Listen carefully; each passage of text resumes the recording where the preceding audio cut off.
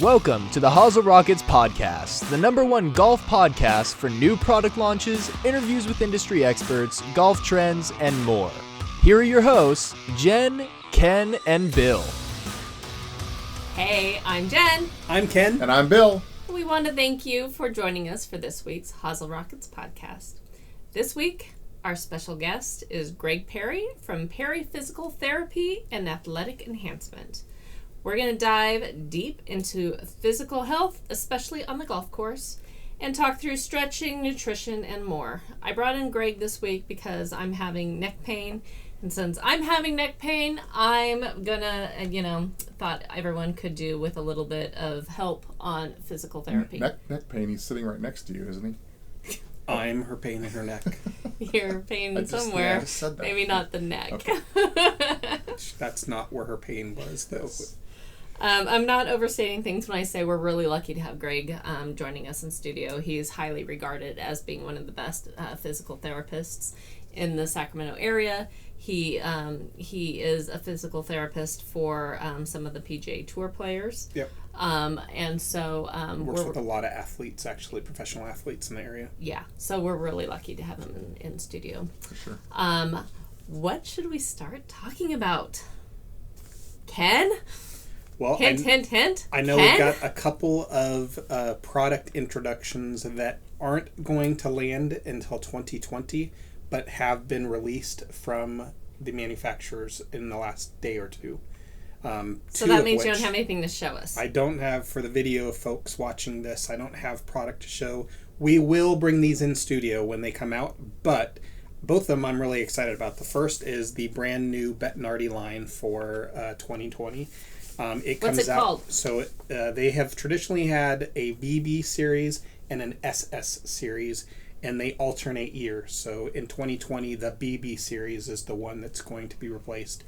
And Can we get Mr. Bettinardi on our show? I think we're talking to him. I think we'll I think try to we have been talking to him. I think we'll bring him on. Yeah, either Robert or Sam. It's a father-son family that runs that company.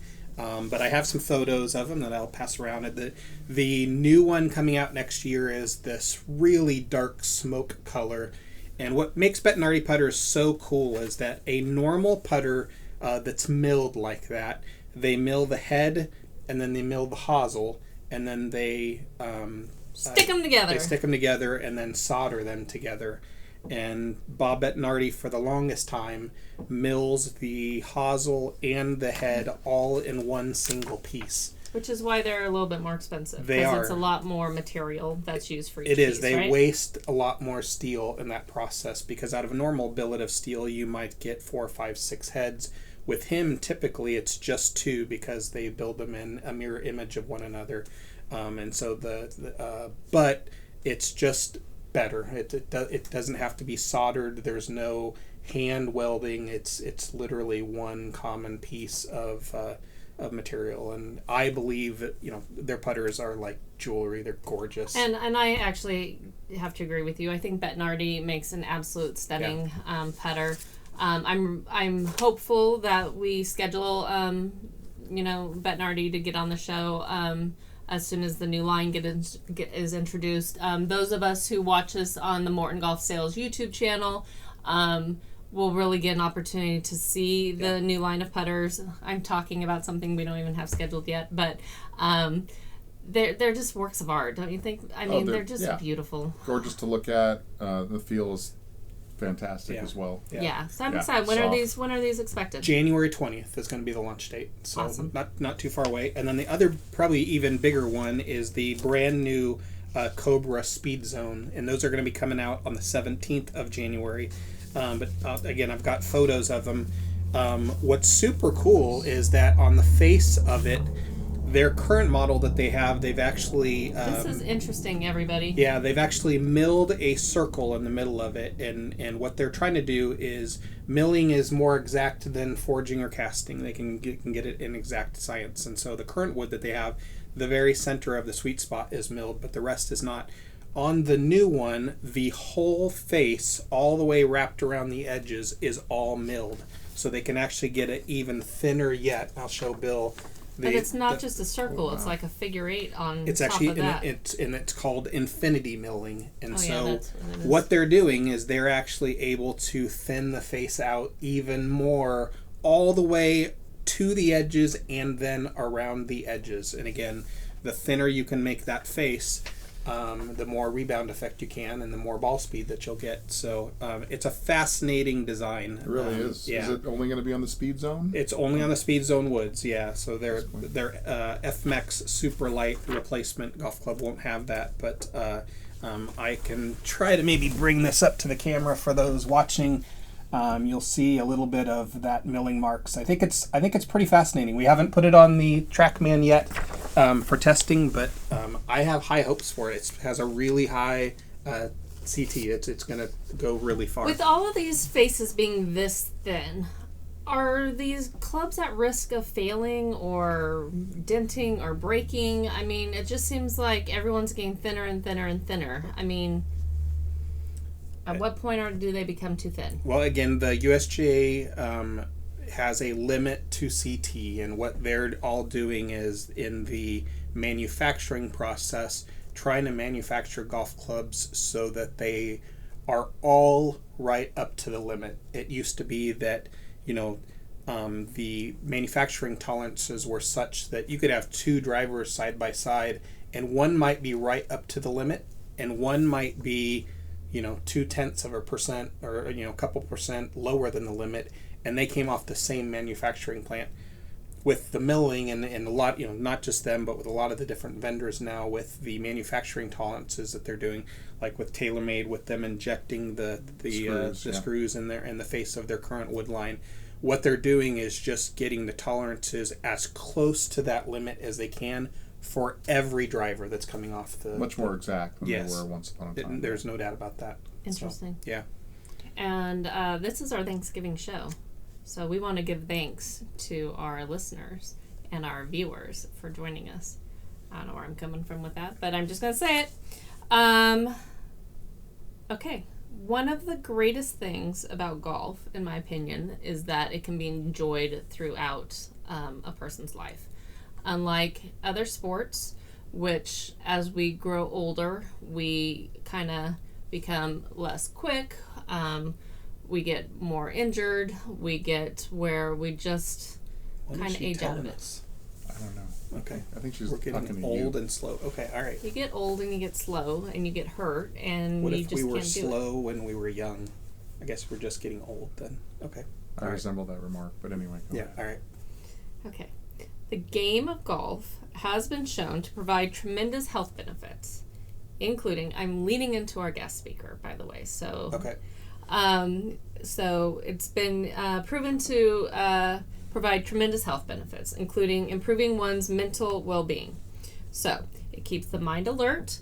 Just figuring out risk-reward, which I'm not very good at because I'm a gambler, so I'm always like, I can make it over that lake, even though I could never make it over a lake because I can't golf.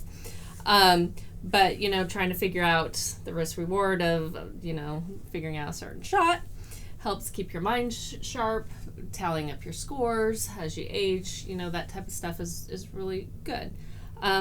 Playing golf reduces stress, reduces anxiety. Just walking outside is really beneficial. Being in the fresh air. It's great exercise. The World Golf Foundation estimates that golfers who walk, now neither of you guys walk, but golfers who walk an 18-hole course. I walk to the cart. Wow. Yeah. Walk about 5 miles and burn up to 2,000 calories. I would like to say, yes. So historically we've gone up into Bandon Dunes, and we talked about it on the show, and played a whole bunch of series of rounds of golf together, and they don't have carts at Bandon Dunes. I think Bandon Dunes should start sponsoring us with the fact that you guys seem to inject that course in every single one of our conversations. Both of us are close to death at the end of that trip, but we do walk. Like, how often do you guys play Bandon Dunes?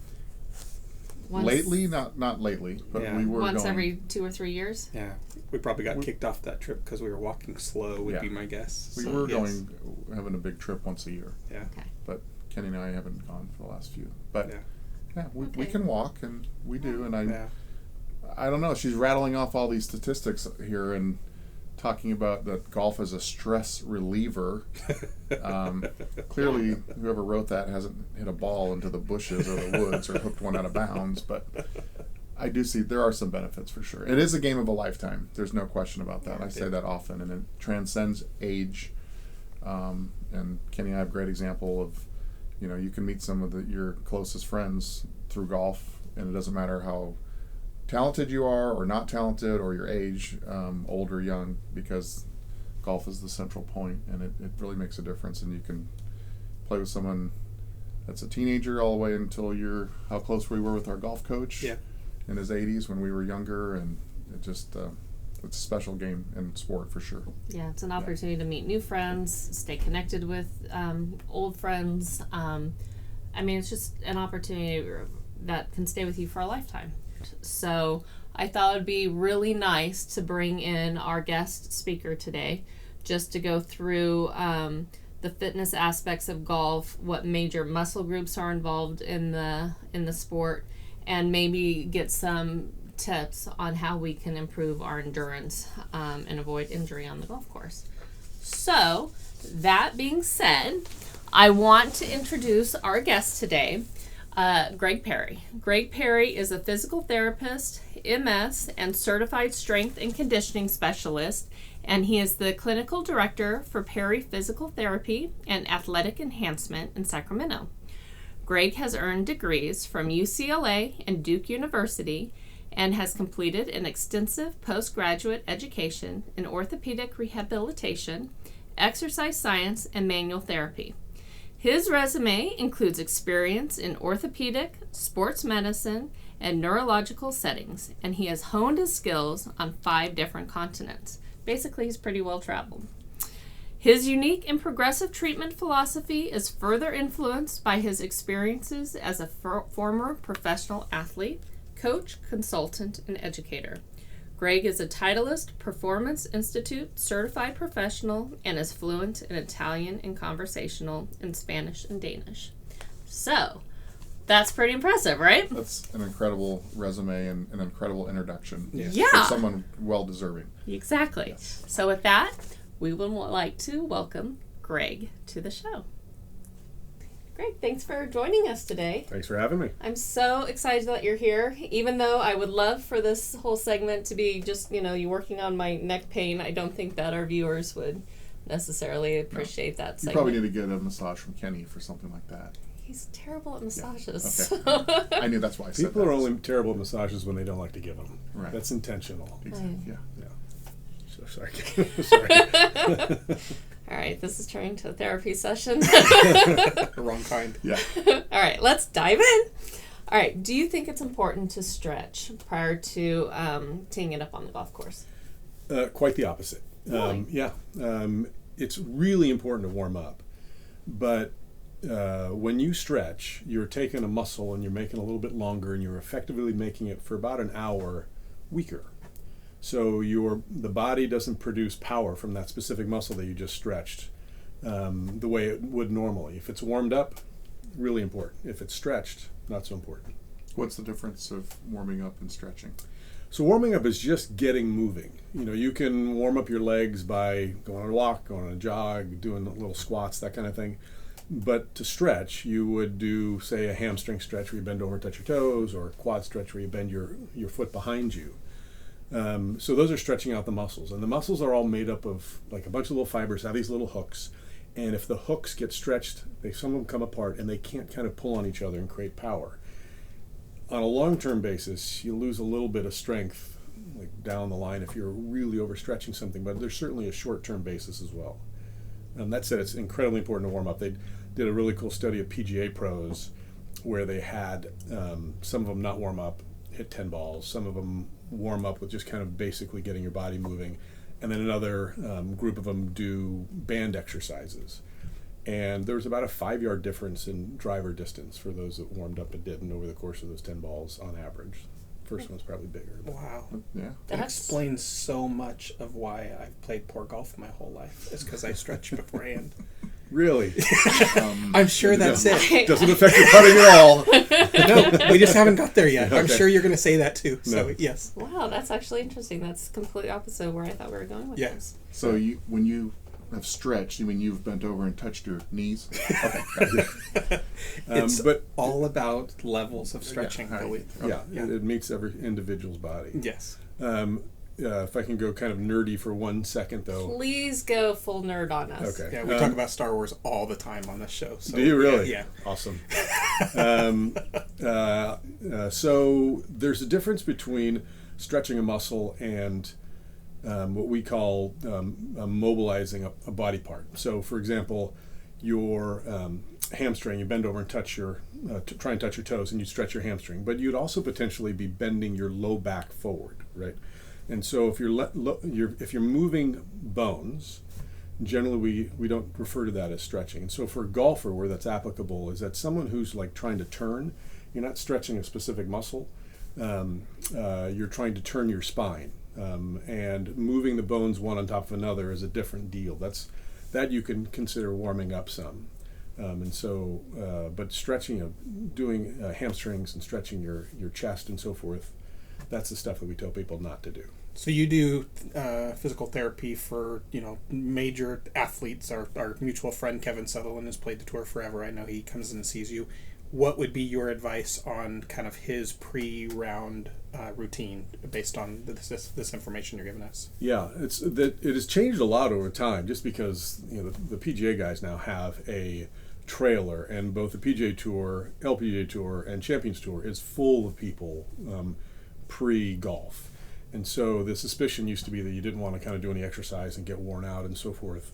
But now everybody goes in and does something. And so Kevin is not unlike a lot of the guys. He'll go in and get on a treadmill or bike or something for 10, 20 minutes and then do a little bit of moving of his upper body. So moving the thoracic spine, the part where your rib cage is attached, where you do most of your turning in a golf swing.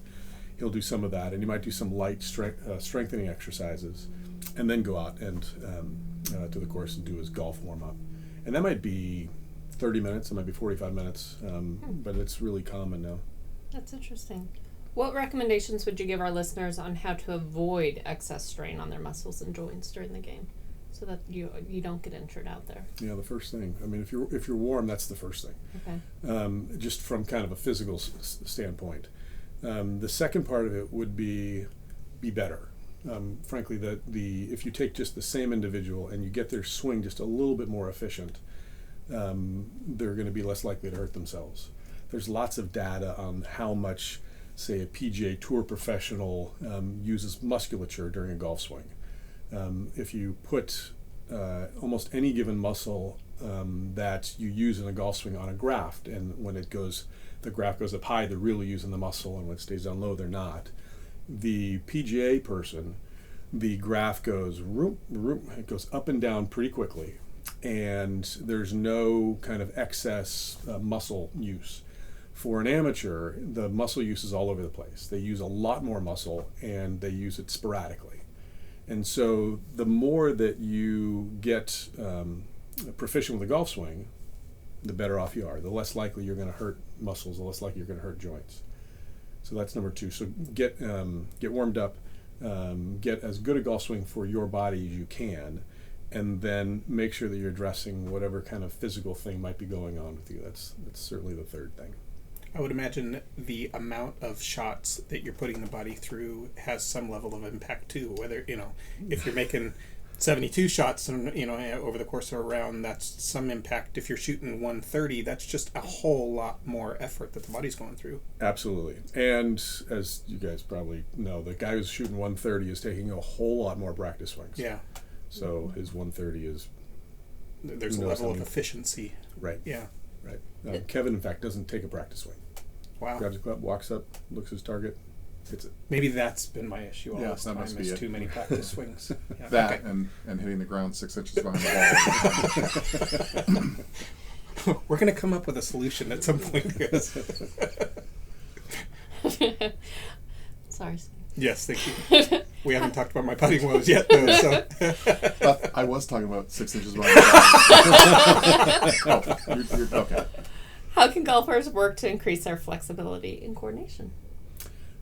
So stretching clearly for their flexibility. And again, I'd reemphasize that if we made just kind of a very general statement that the average person that is alive today is losing mobility through their upper back, which is the most important part of your body for a golf swing. And so because we all stare at a laptop, stare at a phone, stare at a computer, we're all kind of getting hunched over a little bit more. And when your upper back starts to really hunch over, you lose the ability to turn. And so for a lot of us, as you're younger, there's some plasticity there, meaning that hunched over part you can still correct. You can still get upright posture and be able to turn if you put some emphasis on it. But as you get older, you start to lose that elasticity. You start to get kind of stuck, hunched over, right? And so we've all seen kind of older folks who are pretty hunched over and walking with their head, kind of forehead towards the ground. That wall's kind of like at 51, right? 50 and a half. Okay. Yeah. Right, okay. Okay. Yeah, and gravity wins that battle. So eventually you start getting hunched over a little bit because you're looking at a phone all the time. Eventually gravity just kind of keeps pulling you down, and it becomes harder and harder to kind of get upright. What should you be doing then? I mean, if you are on the computer like I am all day, what can you be doing proactively to try to counterbalance that? First, you should file a major lawsuit with your employer. I am demanding. totally right on that. Yeah, that's going to be counterproductive, let me tell you, based on your last name. I know. Yeah. No, the first thing you should do is actually, I'll give you the 30-second ergonomics lesson. If what you look at is at an adequate height that it supports good posture, so it's at eye height, they're just slightly above, and what you have to touch, the keyboard or the mouse, does the same thing. Neither of them drag you into that position, but they both allow you to be here. Then that's kind of all you need for ergonomics. So if your screen is high enough and the keyboard or mouse is someplace you can touch it without having to kind of put your arms too far forward and bring your shoulders forward, then you're going to be in good shape. A lot of people, are moving to those standing desks and such. Would you recommend those over the sitting? Absolutely. Okay. Yeah, the standing desk is way better than sitting, but eventually we're not intended to stand for 8 hours either. So right. the perfect job is one that's kind of like mine in this regard, in the sense that I'll lie down every once in a while to show someone an exercise, and then I'll go sit in a chair, and then I'll stand up, and I'm moving around all the time. So the perfect job is one where you're changing position all the time. You're not stuck in one spot. And then looking on your cell phone the whole day is definitely messing up people's necks. I think that's probably my problem with my neck. You just need to hold it up here. Just need to like this. Yeah. Okay. Or get one of those, what are those things where the little selfie sticks? Oh, right. Oh, yeah, that's what I need. Problem is our vision isn't good enough to actually be able to read it that far away. So Actually, lately, that's all I've seen you doing is holding your phone out like that to read your phone. That's the problem with my golf game. There we go. Another problem. problem. You keep putting your finger on these problems. I have one question. So you said stretching, because Jennifer asked. So, but we're not talking about stretching before the actual round. So, like a daily stretch is something that you should be doing to keep your everything limber and. Right. Okay. But there's a difference between, and this is, when I talk about this stuff, I love to say this because it makes everyone crazy, is that especially if you go to a group of people who are tending to be more flexible, so younger folks and females are generally more flexible than males and as we get older, in that the priority usually isn't going to be on stretching per se. So getting your upper back so that it turns, really, really important. Especially for guys, getting your hips so they can turn in is really, really important. Those two things, because those two things are critical in sparing low back issues and sparing your neck when you swing and sparing your shoulder and so forth. If you have adequate mobility through your upper back and through your hips, you're in pretty good shape just in terms of your mobility, in terms of your flexibility when you're swinging a golf club. The rest of it is about strength and coordination and balance and agility and so forth.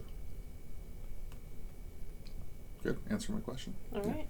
Is there certain things at certain seasons, either colder weather, warmer weather, that are that you should be doing differently throughout the year with your golf game? That's going to be my next question. When it's colder outside, do you need to do more to warm up your muscles? Absolutely. Yeah, and a lot of our clients, we see, of course, golfers who are getting older and so forth, and who are kind of trying to figure out how to keep doing what they did 10 years ago now, and with an aging body and so forth, and that's part of it. We just, I've got a 19-year-old son who gets out of the car, sitting for an hour, walks up the first tee and swings as hard as he possibly can, and it just hurts me on the inside.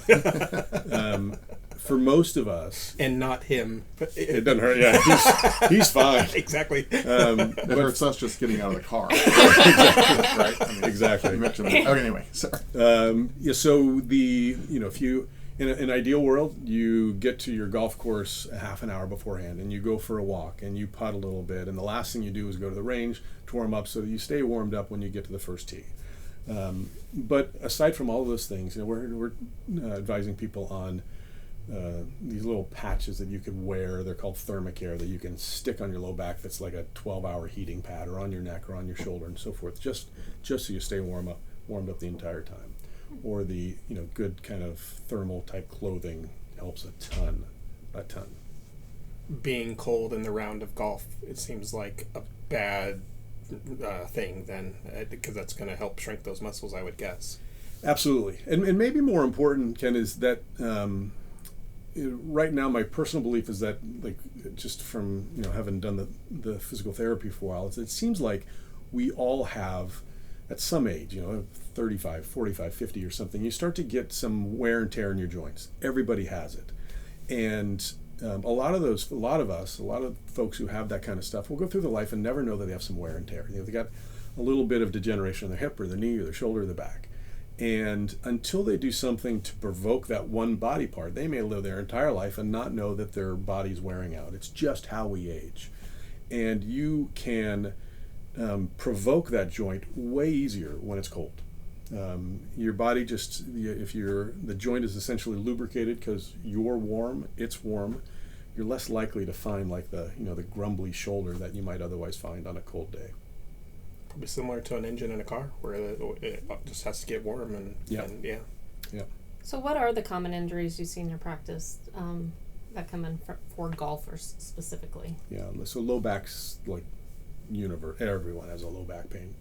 And with golfers in particular, and it's that would be first, neck would be second, knee and shoulder would be third and fourth, and then stuff like golfers tendonitis and so forth, golfer's elbow, and those kind of things. And that just seems universal, not just for golfers, but just overall. I mean, those are the injuries I think we're all complaining about. Yeah, it's I think about a 90% incidence rate of, if you live in America, you're going to have low back pain at some point in your lifetime, and you'll lose some day of work or recreation at some point in your lifetime. Wow. Yeah, it's epidemic, and it was a design flaw, I think. Low back. It wasn't designed to be on two wheels, on two legs, for sure. But since it is, there's the countries that don't get these kind of problems, and there's countries that have less of this than America does. Essentially, in their work, they're changing position all the time, like I alluded to before. So every 6 to 10 minutes, they're going from standing to sitting to walking to lying down. And they don't sit in a chair or stand as a checker at Costco or something all day long. They're moving all the time.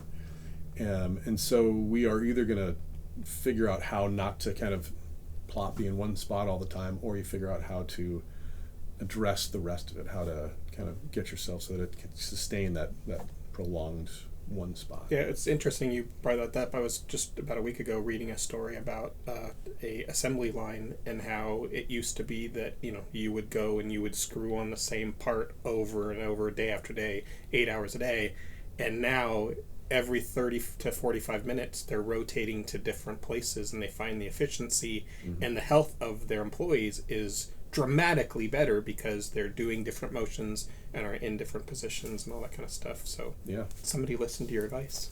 Or I listened to theirs. Yeah, there you go. Another aspect I just wanted to talk to you about is just diet. I mean, how can diet help with and proper nutrition? How can that help overall with all of this? So we talk about this a fair amount, a bit too, and it really depends on kind of your goals. So the professional golfers, the real high level golfers, have maybe a different goal than the guy who's just going out with his buddies on the weekend and so forth. And but if you were trying to optimize golf, the the idea is really to have as sustained an energy level as possible through your 4.5 hours or whatever it is of golf. And there's a handful of things that are pretty simple that you can do. Number one is that you try not to spike your energy nor decrease it too much. And so you spike your energy by having foods that are really heavy in sugar, that your body will absorb really fast, will produce a lot of insulin, that'll store all the sugar, and then your body will crash and you'll crave more carbohydrates, more sugar. And so if you're not having anything that's too sweet, like before or during the round, then you're more likely to have a sustained energy level. If your body's also not using too much of its energy to digest, and so something that's a meal that's really fatty, really heavy, there's just energy that has to go there. And so, a big old pancake breakfast with sausage is going to play a lot different when you're playing around a golf. This is well, I'm sure that's not a game day meal. that would be his game day meal. Yeah. I think I've found the solution to playing better golf finally. Have you? Yeah. I have to eat differently, clearly. Okay. So, or maybe, being a 10 handicap is Sorry, okay. go I don't ahead. know. No, that's all right. So, yeah. That's all right. So if you have something that your body can kind of that will slowly release into your body throughout the course of, maybe if you have a big meal, it should be at least 3 or 4 hours beforehand. And if you don't have that, then you just want something that's small enough that your body can digest throughout, the course of the round, and then maybe supplement it with snacking during the round. And snacking would be stuff that doesn't peak your sugar again, it's not too sweet and it's not too heavy. And so that might be stuff like, nuts and a banana, something like that you can digest pretty easily, and that won't kind of crash your glucose level. So I'm thinking what would be like a decent meal? Like before? the 3 or 4 hour before Yeah. one. So it'd be something that has generally about complex carbohydrates, about 50% of what you're taking in would be great. That's kind of, that'd be like and I'm Italian, so I have a hard time saying this, but a whole wheat noodle with a tomato sauce or something like You that. just lost me. I know. I don't believe me. I'm off the Perry train all of a sudden. Well, so, no, yeah. it's not like I don't think ever had a whole wheat noodle, but that would be a great way to kind of brown rice. How about that? Okay, that's better. All right, Yeah. I'm back on. Or a good whole wheat bread or something like that with a little bit of light, low fat protein, that kind of thing. Like a turkey sandwich. Like a turkey sandwich. Yeah. But not for breakfast, before morning round.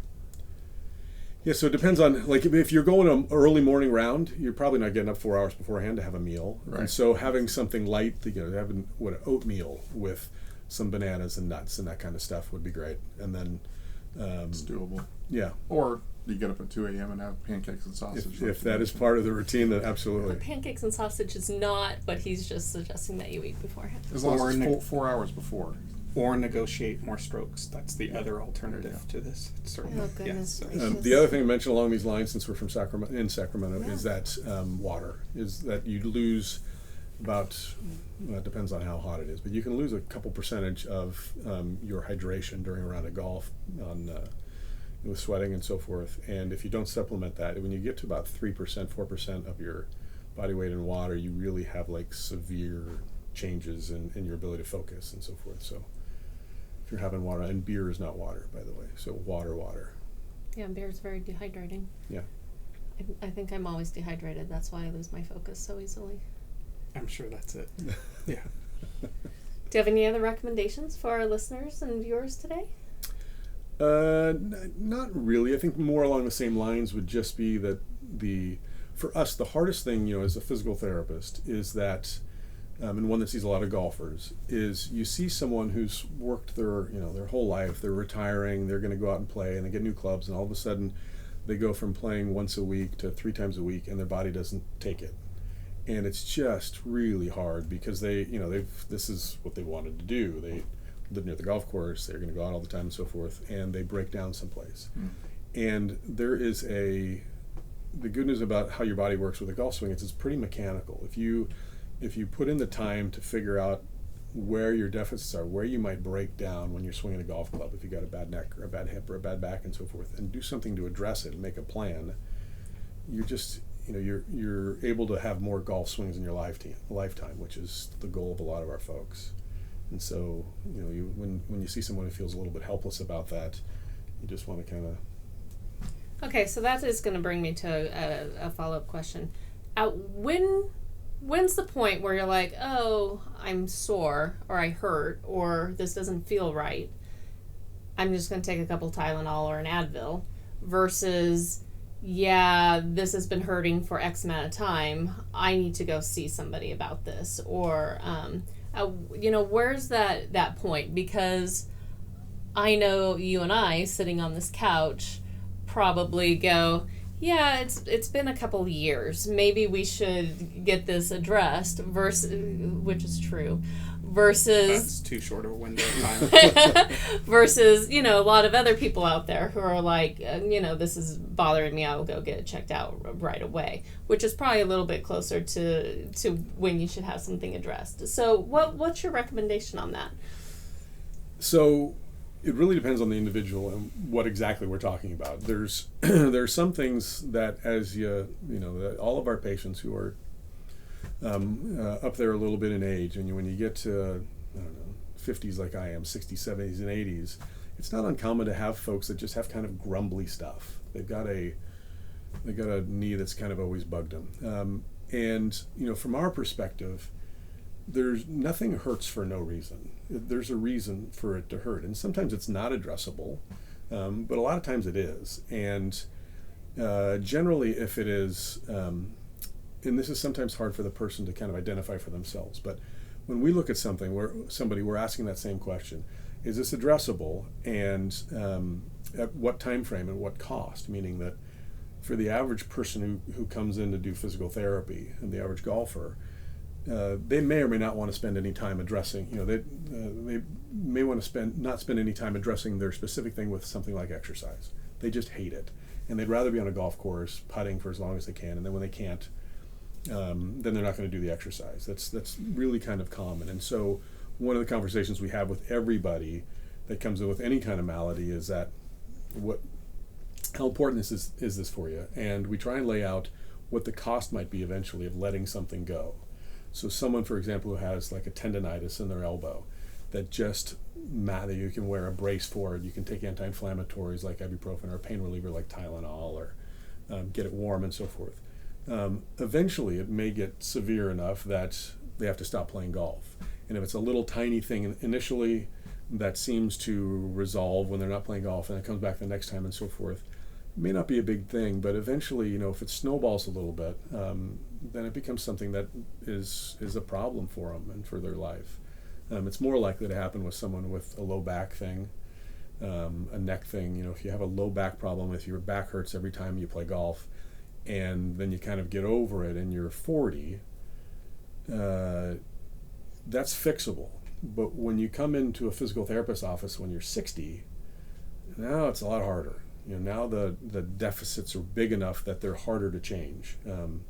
So, if it was something that was small and grumbly like the tendonitis, well, maybe you get away with it. If it's somebody's low back, we tend to, the red flag goes up for us a little bit more, and we try and talk them into, here's what you're going to need to do. And I know you've worked with our son a little bit, and the habits, the tools that you're giving him early in years are going to change his behavior and his exercise habits his whole life. So, you're gaining the benefit of 10 to 20 years of doing it the right way rather than the wrong way. Right. Right. Hopefully. Yeah. It's hard. There's for our business, not just our business, but like any trainer or anything else, the data for how to get someone to exercise is really clear that no one exercises for a long-term basis, really. Most of us don't. So if you told someone that you're going to die in 6 months because of your heart condition if you don't start exercising, people won't exercise. It's hard to get them to do it. But if you tell them you're going to feel better today, they're a lot more likely to do it. And for our purposes, for this conversation here, is that if you can tell them, listen, you're going to have more golf swings in your lifetime. You're going to play for 10 years longer if you do this stuff. That might be enough motivation to get someone to do something. All right. So if you have pain, go get it addressed, people. I think that's a good word. Yeah. Greg, thank you for being on. This was very enlightening. Yeah. Oh, good. Yeah. I think Awesome both of us information. have Champions Tour aspirations now. So And you're eating. yeah. Perfect. Yes. No pressure, though. No pressure. Right. All right. Good. Thanks. Yeah, Thank you. And with that, I need everyone to stay tuned. We're going to take a quick break for our commercial break from our sponsor, Morton Golf Sales. And after that, stay tuned for Jack Bergeroni. Thanks. Thanks, Greg. Yeah, my pleasure. Hey, Bill here. I wanted to pause real quick to thank our sponsor, MortonGolfSales.com. Morton Golf Sales is the #1 online retailer for all your golfing needs. From the newest clubs on the market to the classics that you can't find anywhere else, Morton Golf Sales has the best products and customer service at the lowest possible prices. Want to check out their huge online inventory of clubs, clothing, golf balls, accessories, and save 12% on your first order? Just use coupon code ROCKETS at checkout on MortonGolfSales.com. Exclusions apply. See site for details. Now, back to the show. Mom's Beef Hash has a first name. It's from a Can We See? But we all have another name. We call it untasty. We hate to eat it every day. And if you ask us why, we'll say, 'cause Mama's hash tastes like trash and we should feed it to the dog. Welcome to the Jack Bergeroni Experience. Welcome to this week's Jack Bergeroni Experience. What is Jack Bergeroni? Okay, you ask me this every single week. I know, and Is you this the don't week come we up gotta with know? an answer. Do you see your mother sitting here? The week that we have your mom is sitting down for Jack Bergeroni is the week everyone gets to find out what Jack Bergeroni is. All right. My When are, mom's name is not Jack Bergeroni. you going to book your mom on here? All right, we'll see. All right. All right, let's get her on. Okay. All right, this week, it's Turkey Week. It is Thanksgiving week. This week, we're going to talk about the biggest turkeys in golf. Some of the biggest flops in The golf. biggest flops. Not like actual bird turkeys, because we have those out on our golf course too. But Yes. We do. We're Yes. going to talk about the biggest flops in golf. And this is going to make us fans with all the golf manufacturers, I'm sure. But we don't care. We're going in. so we're not talking about like John Van de Velde's, Who is that? collapse at the British Open. We're talking about equipment introductions that weren't met with a rounding. Or Success. even Applause. if they had some success initially or some sales, but really just didn't Kind of perform. fizzled. Yeah, fizzled. Okay, all right. I think that's... I have one to start, and then that's probably about all that I have. Wilson's initial driver versus driver, which I thought was a genius marketing idea. I mean, how fabulous is it to have a show, driver versus driver, get everyone involved, get all the hype, all the marketing, get an entire TV show all wrapped behind it. Boom, major introduction right around this time. I think the club was introduced on Black Friday. Release, awesomeness. Then what happens? USGA comes in and says it's a non-conforming driver. Correct. That Totally was took the legs out from under all of that millions of dollars of marketing. Yes. so lame. Yes. Yeah. So They had to end up having to recast all of the souls, and by the time it came to marketplace, all of their momentum was lost. Yeah, And the buzz was gone. Yeah.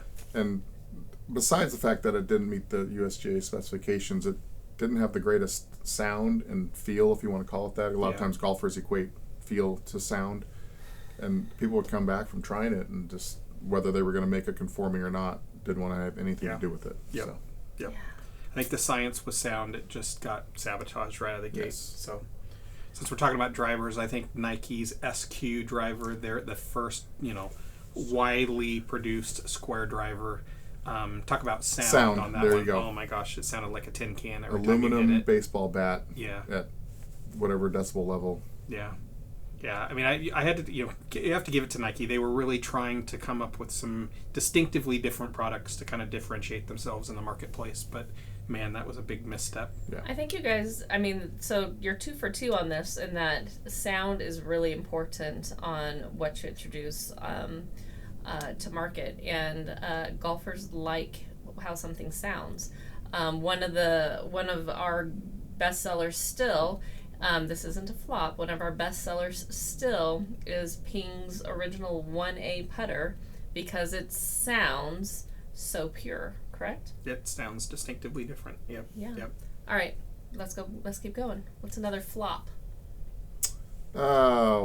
flop. How about, again, sticking with drivers and going back a while? I don't know if anyone in our audience remembers the Power Pod driver. What is I know Kenny that? does. Yes. It sounds like a Tide Pod. Did you put in your washing machine? That's way in the future. Tide Pod. There's a golf club designer named Jim Flood who's made lots of unique designs over the course of his year. He actually worked for Tiger Shark and a variety of different companies, but the Power Pod, Is Tiger Shark still in business? they are not. So, but it was virtually looks like Jennifer's round, mud. like a circle ball of a golf club. Barely and bigger than the someone ball. just chopped the third of it off on it, and the face was literally a round circle on there. Right, and it had some length behind it, and the shaft was attached kind of in the center of this oblong circle, if you will. And was shut as could be, and had tons of loft on it. So Sounds like a training aid. for the person who sliced the golf ball, they actually sold a lot of units. Yeah, but you could hit it over your left shoulder when you swung that. Yeah, thing. exactly. Yeah, for me it would go left and then go further left. But yeah, it started fast and then died a really fast death after that. So yeah. I'll throw it, since we're on drivers, I'll throw Callaway's foray into non-conforming drivers. Yes. I will never forget. They tried to make a stand. Yeah, I'll never forget sitting in the audience down in Carlsbad. They were making a big announcement and had invited tons of their retailers down there. And on the stage was Ely Callaway and Arnold Palmer up there introducing the ERC driver, which stood for Ely Reeves Callaway. It was his initials, and talked about how golfers wanted to play better golf no matter what the rules are, and that they were going to make it easier for the middle to higher handicap player to enjoy the game irregardless of USGA rules. And it did that. It was long as could be, but man, the public just never grabbed hold of that. So I remember it almost had a knuckleball effect. There was so little spin on that club, and if you didn't have the ability to get some loft on or elevate it, it just drove out of the air a lot of times. For sure. Yeah. What else? What about golf balls? I mean, I don't know. Yeah, TaylorMade had a golf ball called the Energel golf ball that, this was pre-TP series balls that they put a whole bunch of time and energy over, and it went nowhere. Wilson had a true golf ball. If you remember that golf ball, where all of the weight was in the cover of the ball, and it was very lightweight in the middle, and the idea was that it could be more centered and your putts would actually go straighter. And that, I think, lasted one whole season. What was the putter that you were talking about a couple weeks ago that the manufacturers claimed did one thing and yet it didn't do that? Do you remember? Oh, yeah. So, yes. They had a putter called the C Groove. And basically it was a putter that had etchings that was kind of in an upside down U on the face of it, and in a room that I was in with some very credible scientists, their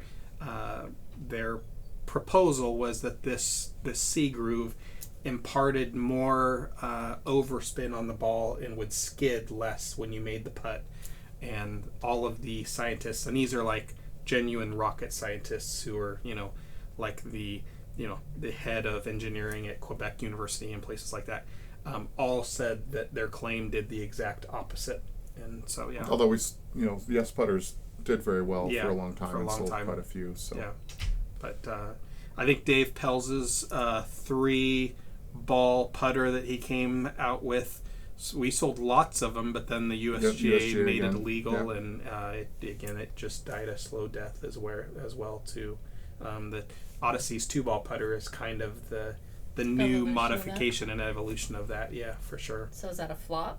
I guess the first one is just because it was ruled non-conforming, I think. So yeah. When we were talking about non-conforming, I was going to say the golf ball. I think it was called Polera.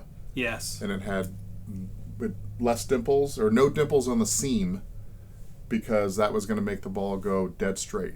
Yeah. And they encouraged winter rules of golf because you needed to move the ball wherever it was. Once you teed off and were in the fairway or the rough, you had to place the ball again, so you were always striking it on that seam with no dimples. Does that sound right? Correct. And it would just fly dead straight, and I don't think it lasted very long. So No.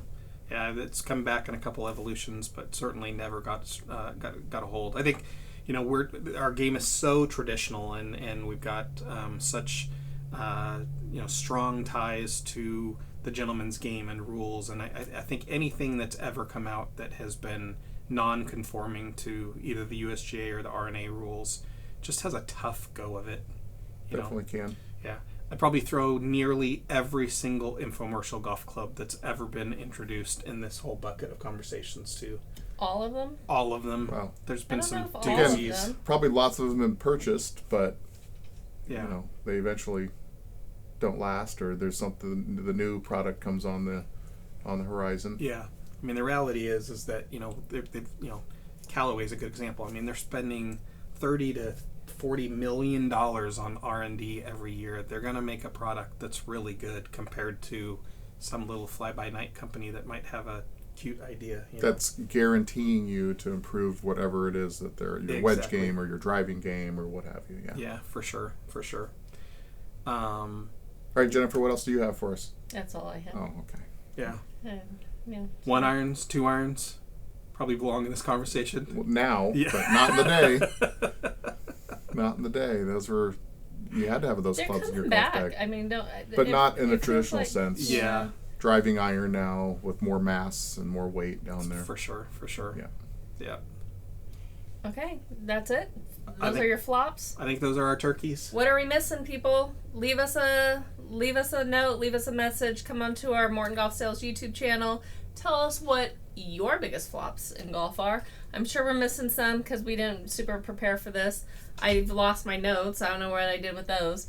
So with that, we're going to bring this episode of Not Only Jack Bergeroni Experience to a close. I think we have a new episode of Golfing with Clay that you can stick around for and watch. Gotta check that out.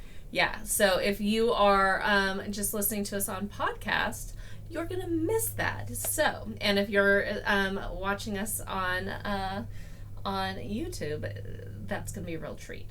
And we thank you for watching us, and we will catch you next week on whatever you're watching us on. So, thanks again. Have a great Thanksgiving. Stay safe, and bye for now. Bye.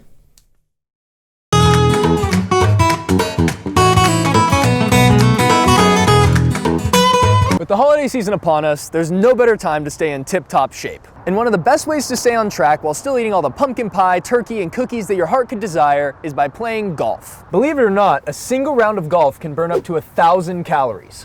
That's like jogging for 10 miles. Oh, my calves. Just standing there for 17 hours.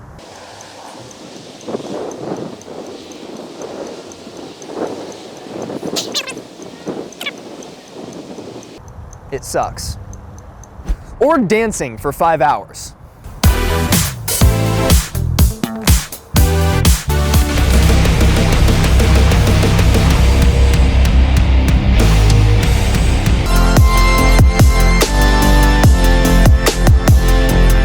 Oh yeah, the flops. This is tiring. Also, golf is low impact compared to other sports, so you won't blow out a knee, break a hip, or in my case, pull a hammy. Did it again. I'm gonna have to put some icy hot on that one. Also, golf keeps your mind sharp, like when you're trying to decide which club to use for your next shot.